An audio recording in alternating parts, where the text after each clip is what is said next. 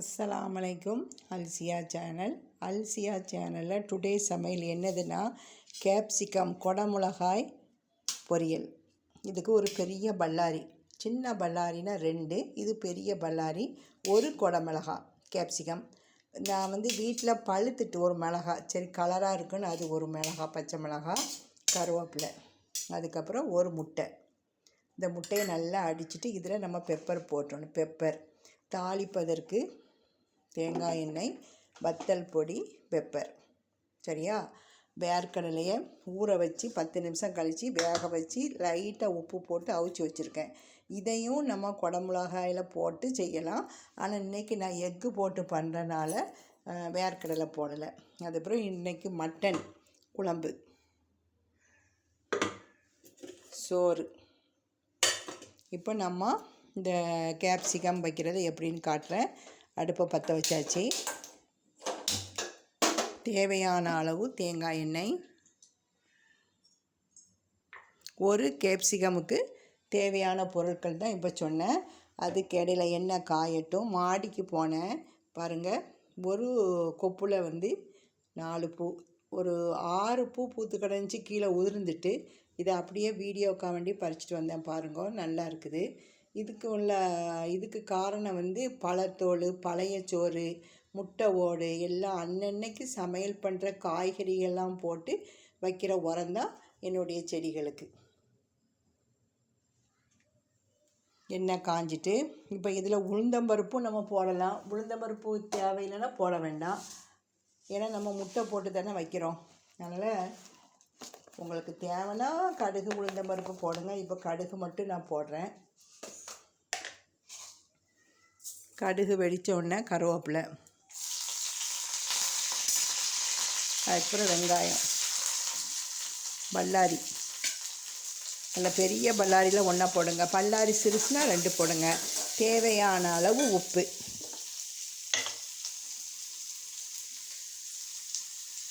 போட்டு நல்லா வதக்கணும். முட்டையை நல்லா அடிக்கணும். அடித்து அதிலேயே கொஞ்சோண்டு பெப்பர். நீங்கள் உங்களுக்கு காரம் அதிகம் வேணும்னா நிறைய போடுங்க. நான் 1/4 ஸ்பூன் பெப்பர் தான் போடுறேன். போட்டு நல்லா அடிக்கணும்.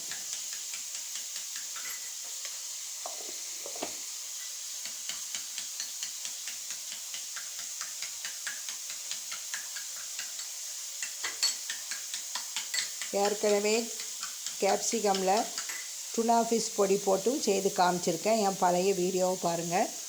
இன்றைக்கி முட்டை போட்டு பண்ணுறேன். நல்லா இருக்கும். இது நல்லா வதக்கிட்டேன். இதோட இந்த கேப்சிகம்மை தட்டிடும். இது காரமே இருக்காது.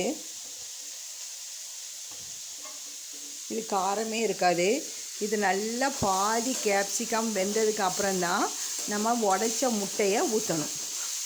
முட்டை சீக்கிரம் வெந்துடும் தானே. இந்த கேப்சிகம் நல்லா வதங்கட்டும். இப்போ இதுக்கு கொஞ்சோண்டு வத்தல் பொடி. நான் கம்மியாக தான் போடுறேன். எங்களுக்கு காரமே செல்லாது. உங்களுக்கு காரம் வேணும்னா நீங்கள் 1 ஸ்பூன் போட்டுக்கிடுங்க. இப்போ கொஞ்சோண்டு தண்ணி.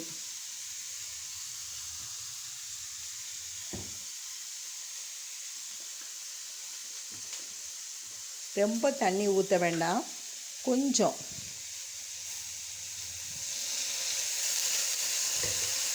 தீயை மெதுவாக வச்சு நல்லா கிளறுங்க. கொஞ்சம் 2 நிமிஷம் வெந்ததுக்கப்புறம் தான் வத்தல் பொடி போடணும். பெப்பர் பொடியை முட்டையில் போட்டு நான் அடிச்சிட்டேன்.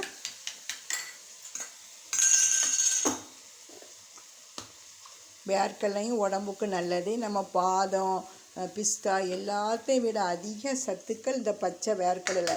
இது கடையில் வேர்க்கடலை பாக்கெட் வாங்கி இதை பாருங்கள். இதை ஒரு 10-15 நிமிஷம் தண்ணியில் உப்பு போட்டு ஊற வச்சுருவேன். அதுக்கப்புறம் தான் இதை அவிப்பேன்.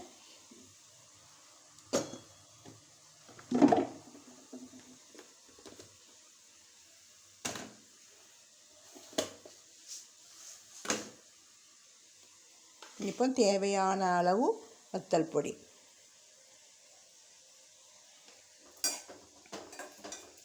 எங்களுக்கு குறைவான காரம் தான் செல்லும். நிறைய காரம் ஆகாது. அதனால தான் கம்மியாக போடுறேன். நீங்கள் உங்கள் தேவைக்கு ஏற்ப நீங்கள் போட்டுக்கிடுங்க.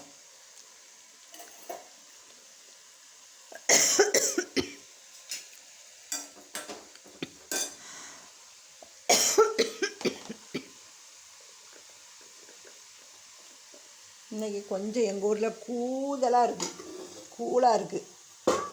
நிலவேம்பு கஷாயம் போட்டேன். நிலவேம்பு கஷாயம் வந்து இந்த பொடி வந்து கடைகளில் விற்கும். இதில் வந்து கொஞ்சோண்டு போடணும். ஒரு புளியங்கொட்டை அளவு தான் போடணும். 1.5 டம்ளர் 2 டம்ளர் தண்ணிக்கு போட்டு நல்லா கொதிக்க வைக்கணும். நான் கொஞ்சோண்டு நாட்டு சக்கரை போடுவேன், நல்லாயிருக்கும். இது அடிக்கடி குடிக்கக்கூடாது. ஒரு 10 நாளைக்கு ஒருக்க 15 நாளைக்கு ஒருக்க தான் இந்த நிலவேம்பு கஷாயம் குடிக்கணும். தினம்லாம் குடிக்கக்கூடாது.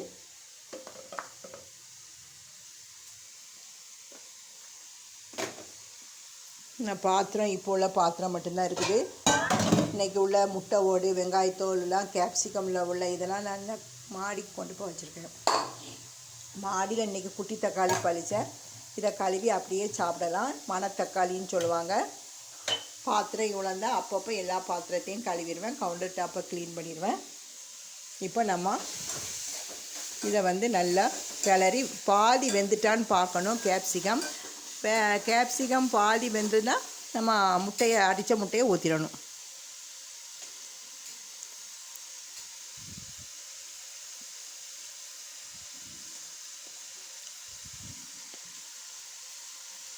இதுவும் நம்ம சேர்க்கத்தான் செய்யணும். குடமிளகா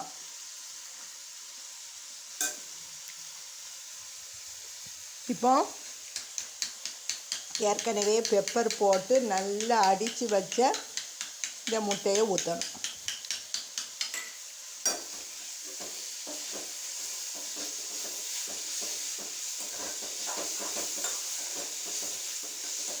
உங்களுக்கு புளி தண்ணி தேவைன்னா ஊற்றுங்க. நான் புளி தண்ணி ஊற்ற மாட்டேன். நல்லா வதக்கிட்டு தக்காளி தேவைன்னா ஒரு சின்ன தக்காளி போடுங்க. நான் இன்றைக்கி தக்காளியெல்லாம் போடலை. முட்டையை ஊற்றி வைக்கிறனால இப்படி வச்சாலே போதும்.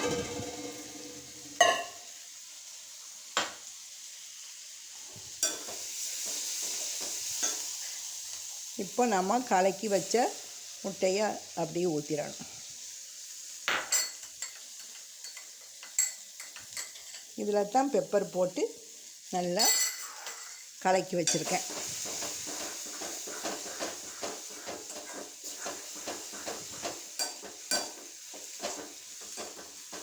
இது தயிர் சோறு, லெமன் சோறு, தக்காளி சோறு எல்லாத்துக்குமே இப்படி கேப்சிகம் முட்டை போட்டு வைங்க, சூப்பராக இருக்கும். இதை செய்து பார்த்துட்டு கமெண்ட் பாக்ஸில் சொல்லுங்கள். பாருங்கள், 5 நிமிஷத்தில் ரெடி ஆகிட்டு, நல்லா ரெடி ஆகிட்டு. அடுப்பை ஆஃப் பண்ணிடுறோம்.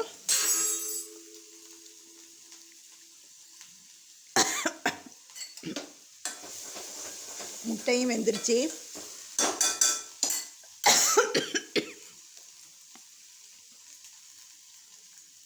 அடுப்பு ஆஃப் பண்ணிடும். இப்போ பாருங்கள்,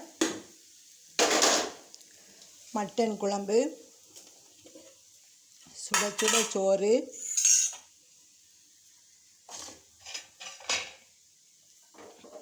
கேப்சிகம் போட்டு ஒரு முட்டை போட்டு வறுவல். இதுதான் அல்சியா சேனலில் டுடே சமையல். மட்டனுக்கு மசாலா எப்படி 1 கிலோவுக்கு என்னெல்லாம் போடணுங்கிறத ஏற்கனவே என்னுடைய வீடியோவில் போட்டிருப்பேன். புதுசாக பார்க்குறவங்களுக்கு நான் சொல்கிறேன். 1 கிலோ மல்லி, இந்த மட்டன் மசாலாவுக்கு தேவையான பொருட்கள். நம்ம மசாலா பொடி பண்ணுறதுக்கு 1 கிலோ மல்லி, 200 கிராம் சோம்பு, 150 கிராம் சீரகம், சோம்புனா பெருஞ்சீரகம், பெப்பர் வந்து நம்ம கொஞ்சோண்டு 1 ஸ்பூன் தான் போடுவேன், பெப்பர் ரொம்ப போட மாட்டேன். மஞ்சள் வந்து 40 கிராம். 1 கிலோ மல்லிக்கு, கொத்தமல்லி 1 கிலோ, 200 கிராம் சோம்பு. இது வந்து சமையல்காரன் சொன்ன மசாலாவுடைய இது. அதுக்கப்புறம் 5 கிராம் ஏலக்காய், ஒரு 50 கிராம் கசகசா, மஞ்சள் 40 கிராம். வத்தல் வந்து உங்கள் தேவைக்கு ஏற்ப, நான் 1 கிலோவுக்கு 100 வத்தல் போடுவேன். நீங்கள் 1/4 கிலோ போட்டு பண்ணலாம். வெயிலில் நல்லா காய வச்சு அதுக்கப்புறம் நீங்கள் பொடி பண்ணி வச்சுக்கிடுங்க. மீனுக்கு தனியாக மட்டனுக்கு தனியாக தான் நான் மசாலா பண்ணுவேன். இதுதான் மட்டன் மசாலாக்குள்ள முறை பாருங்கள். கல்யாண வீட்டு ஆளை மாதிரி இருக்கும். 5 கிராம் ஏலக்காய் போட்டுருங்கோ. போட்டு மசாலாவை திரிக்க கொடுங்க. வெயிலில் வைக்கும் போது மஞ்சளும் ஏலக்காயும் வெயிலில் வச்சிடாதீங்க. கொத்தமல்லி, வத்தல், சோம்பு, சீரகத்தை நல்லா காஞ்சதுக்கப்புறம் திரிக்க கொண்டு போகும்போது தான் ஏலக்காவையும் மஞ்சளையும் கட் பண்ணி போடணும். மஞ்சள் நீங்கள் வெயிலில் போட்டு வச்சாச்சு அன்றைக்கி கருத்துரும் மசாலா. அதே மாதிரி வத்தலுக்குள்ளே காம்பெல்லாம் எடுத்துருங்கோ. சரியா? இந்த ரெசிபி பிடிச்சிருந்தா லைக் பண்ணுங்க. இன்ஷா அல்லாஹ் நாளைக்கு ஒரு வீடியோ பார்க்குறேன். நீங்கள் லைக் பண்ணாமல் பார்க்குறீங்க. பாருங்கள், இந்த பூவை எவ்வளோ அழகாக இருக்குது. அஸ்ஸலாமு அலைக்கும்.